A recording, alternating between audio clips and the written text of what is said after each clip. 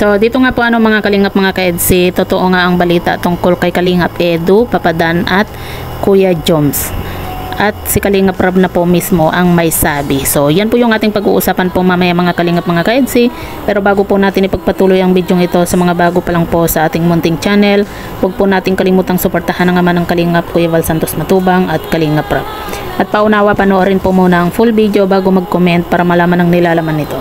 So dito nga po mga kalingap mga ka-EDC, pag-uusapan lang po natin yung patungkol nga po sa ibinalita po ni Kalingap Rab, at talagang marami po yung matutuwa nga po patungkol po dito, dahil ito po yung isa po para mas lalo po pong sumikat at makikilala nga po itong si Kalingap Rab.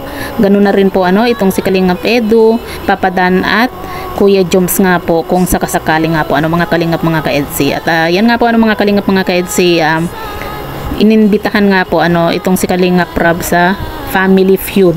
Kaya naman kaabang-abang po talaga mga kalingap mga ka-EDC kapag natuloy po yung paglalaro nga po ng Kalingap sa Family Feud nga po mga kalingap mga ka-EDC. At ang makakasama nga po dito mga kalingap, dahil nga po 4 lang po yung pwede nga po.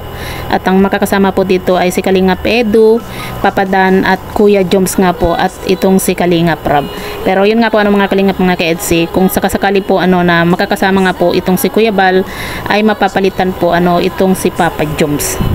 At yan po yung aabangan nga po natin dahil syempre isa po ito sa magandang opportunity nga po mga kalingap mga ka-EDC kay Kalingap Rab, dahil mas lalo po siyang makikilala, maging ang kalingap nga po kapag natuloy po yung laro nga po nila sa Family Feud. Kaya abang-abang na lang po tayo mga kalingap mga ka-EDC kung kailan nga ba maiimbitahan nga po itong sina Kalingap Rab.